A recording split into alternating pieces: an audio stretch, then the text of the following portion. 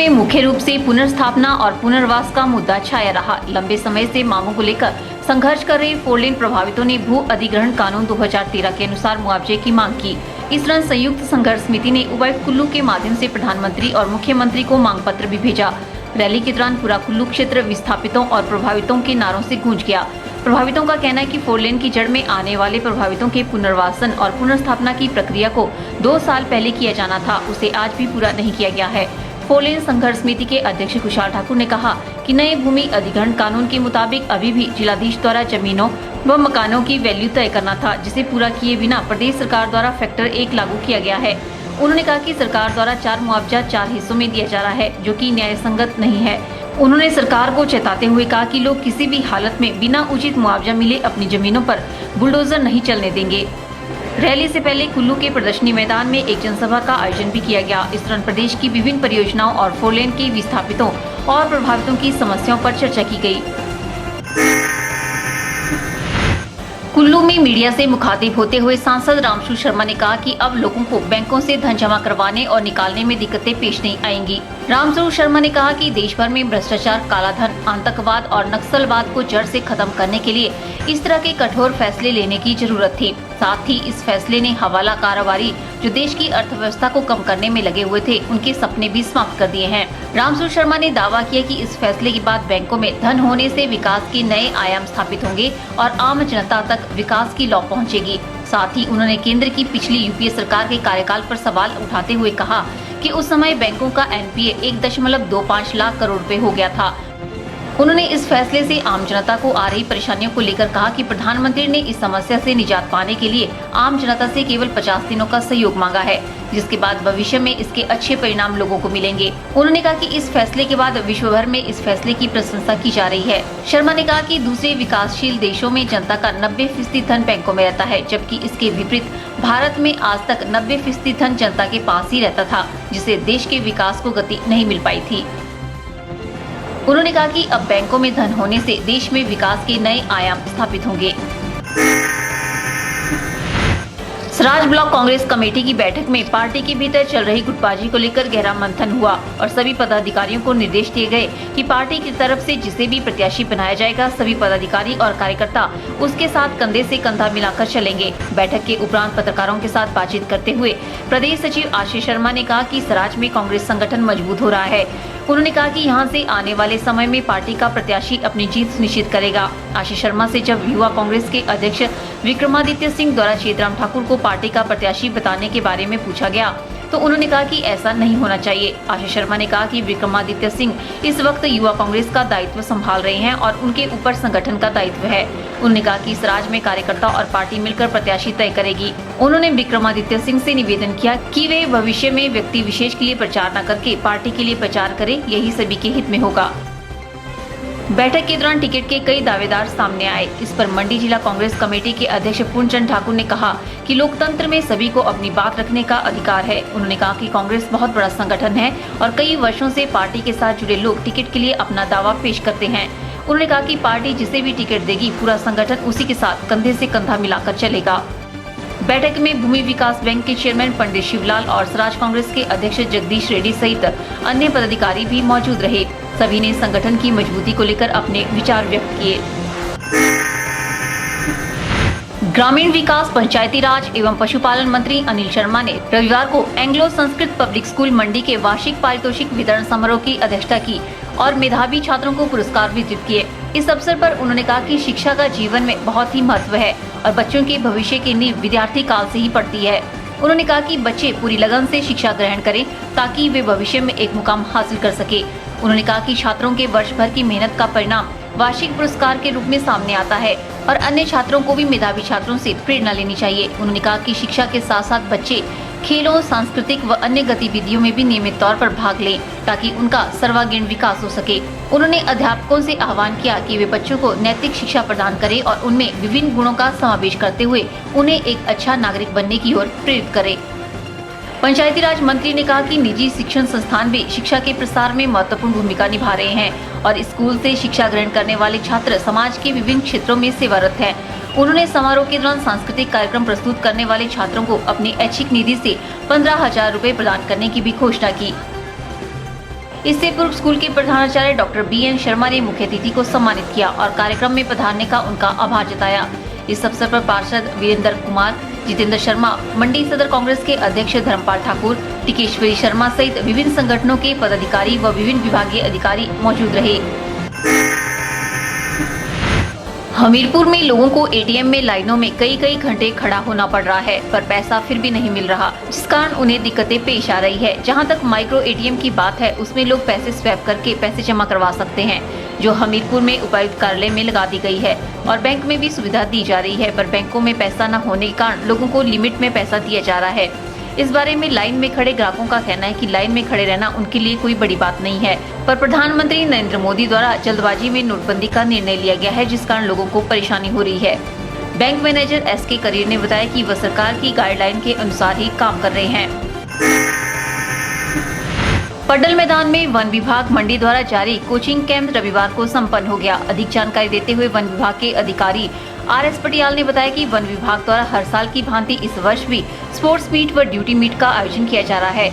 इसी कड़ी में इस बार चंबा में 20वें स्पोर्ट्स व ड्यूटी मीट का आयोजन किया जा रहा है, जिसमें भाग लेने के लिए कोचिंग कैंप का आयोजन किया गया था। कोचिंग कैंप से चयनित किए गए खिलाड़ियों को चंबा में आयोजित होने वाले मीट में भाग लेने का मौका मिलेगा। उन्होंने बताया कि वॉलीबॉल, कबड्डी व बास्केटबॉल खेलों में प्रतिस्पर्धा होगी। उन्होंने बताया कि चंबा से चयनित टीम को नेशनल लेवल पर होने वाली प्रतियोगिता में भाग लेने का मौका मिलेगा। उन्होंने बताया कि वन विभाग में कार्य करने वाले कर्मचारियों को मानसिक व शारीरिक रूप से चौकन्ना रहने की आवश्यकता है, इसलिए वन विभाग द्वारा इस तरह के इवेंट्स का आयोजन करती रहती है। 23 नवंबर से लेकर 25 नवंबर 3 दिनों तक चंबा में स्पोर्ट्स मीट व ड्यूटी मीट का आयोजन किया जाएगा।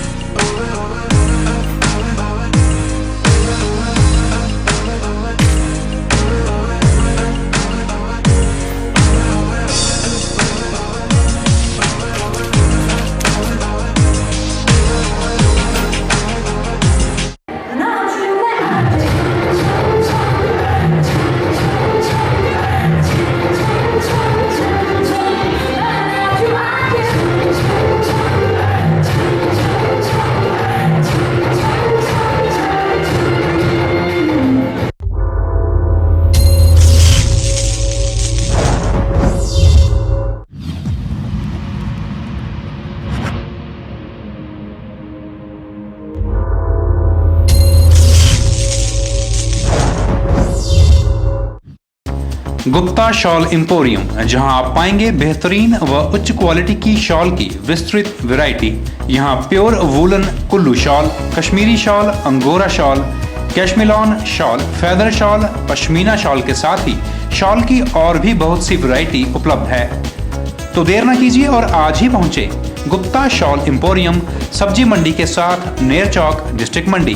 मोबाइल 9459125400।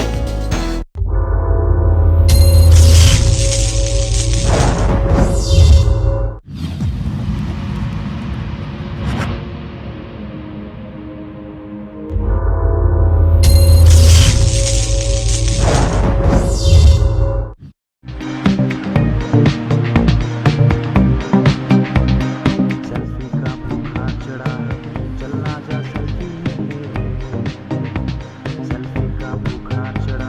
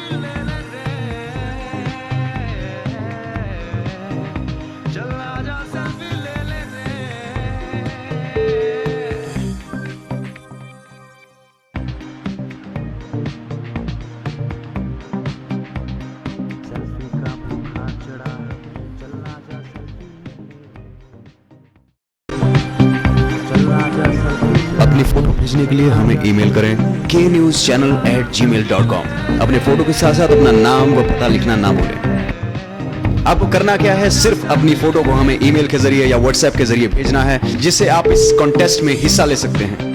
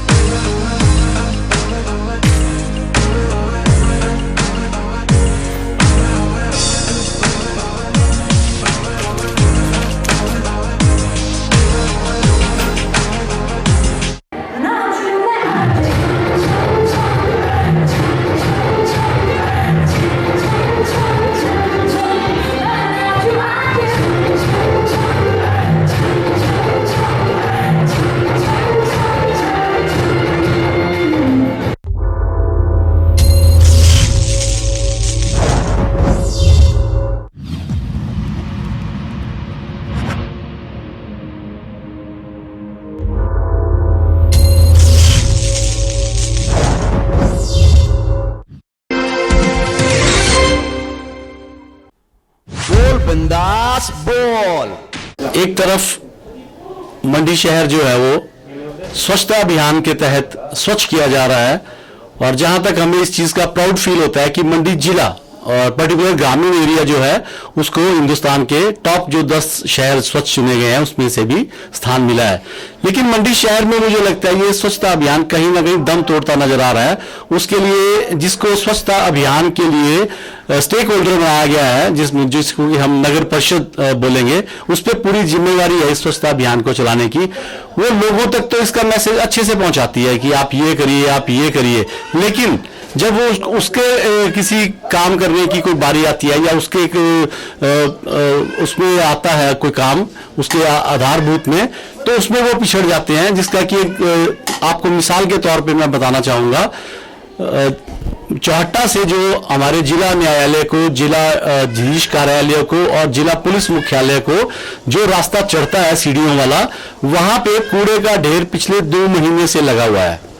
लेकिन उस ढेर की कूड़े की वो वही सड़ना शुरू हो गया हुआ है, लेकिन उसकी कोई सुध लेने वाला आज तक भी नहीं है। अब ये आ गया, ये किसके उसमें आया, प्रोगेटिव में ये आया म्यूनिसिपल कमेटी के। तो म्यूनिसिपल कमेटी के लिए तो फिर वही बात होगी भी दूसरों को आप ज्ञान देते हो, लेकिन आपका खुद का जो है वो पिछड़ रहे हो आप उस काम को करने के लिए। तो मुझे किसी जो वहां पे रोज राहगीर गुजरने वाले हैं, जो डेली वहां से क्रॉस करते हैं, उनमें से एक आदमी ने तो बहुत अच्छा एग्जाम्पल बताया मेरे को। भाई 2-1 महीने से ये कूड़ा पड़ा हुआ है। इसका आपको एग्जाम्पल ये बताऊंगा कि कुत्ते के बच्चे वहां पैदा हुए, एक कुतिया ने वहां पे बच्चे दिए और उसने उनको वहीं पे पाला, वहीं उन्होंने आश्रय लिया उस कूड़े के बीच में स्थान बना के, और वहीं पे बड़े हुए, और 2 महीने के बाद वो उनको वहां से ले भी गई। तो आप देखिए भी इससे बड़ा एग्जाम्पल आपको क्या मिलेगा। और इनकी जो है वो कार्यशैली जो है उस पर प्रश्न चिन्ह लगता है। और ये जो दावे हैं डीसी साहब द्वारा जो स्वच्छता अभियान में इतना ज्यादा अपने आप को उन्होंने इन्वॉल्व किया हुआ है, और उनकी इच्छा है कि जो है मंडी में एक स्वच्छता अभियान चला के मंडी को स्वच्छ शहर बनाया जाए, तो वो जो दावे हैं उनकी भी पोल खुलती हुई कहीं ना कहीं नजर आ रही है। तो मेरा आग्रह रहेगा नगर परिषद से कि कृपया जो है वो स्वच्छता अभियान के बारे में दूसरों को जागरूक करने के साथ साथ खुद भी इसमें जो है वो जागरूकता निभाएं, ताकि हम इस मंडी शहर को भी जो है वो देश के जो है 10 स्वच्छ शहरों में कहीं ना कहीं स्थान दिला सके। बोल बिंदास बोल। मैं MR भारद्वाज, SSP प्रशिक्षित बेरोजगार गुरिल्ला संगठन। हमारा जो आज रैली चल रहा था, उस रैली में हमने माननीय जिलाधीश महोदय मंडी के माध्यम से मांग पत्र माननीय प्रधानमंत्री को भेजा। इसमें हमने 2008 से लंबित मामलों के बारे में माननीय प्रधानमंत्री से रिक्वेस्ट मामले को उठाया है, और माननीय प्रधानमंत्री से हमने इस चीज़ को भी उठाया है कि 2008 में जो उच्च न्यायालय द्वारा जो फैसला निकला था उसमें भारत सरकार को डायरेक्शन दिया गया था। भारत सरकार ने 2008 से लेकर के इस मामले को लंबित रखा। 2011 में पॉलिसी बना, लेकिन पॉलिसी को जो है तो आज तक लागू नहीं किया गया। वो पॉलिसी जो है तो ठंडे बस्ते में पड़ा है। आज माननीय प्रधानमंत्री महोदय से हमने आग्रह एक और किया है कि वेरिफिकेशन तो हमारा हो गया 2015 में, लेकिन 1 वर्ष हो गया, लेकिन वेरिफिकेशन के बाद जो है तो 1 साल होने को है, लेकिन भारत सरकार इसमें कोई रुचि नहीं दिखा रही है। बोल बिंदास बोल। के अध्यक्ष एमआर भारद्वाज से मैं आग्रह करता हूं कि उन्होंने हमारे मामले को गृह मंत्री भारत सरकार के द्वारा तथा अपने उच्च न्यायालय के अधिकार के लिए भी उन्होंने काफ़ी कोशिश की, लेकिन सरकार कोई कदम नहीं उठा रही है। और मैं सरकार से अनुरोध करता हूं कि हमारे मामले को जल्दी से जल्दी जो है सुलभ किया जाए तथा अनुरोध किया जाए कि हमारा मामला सरकार सुप्रीम कोर्ट के अधीन पड़ा हुआ है, उसको जल्दी से जल्दी हल किया जाए तथा और सरकार डिपार्टमेंट से भी मैं अनुरोध करता हूं कि वो हमारी कोई भी मांग पत्र भेजते हैं तो उसको अमल करें और गुरेलों के हक के लिए सहानुभूति करें। बोल बिंदास बोल।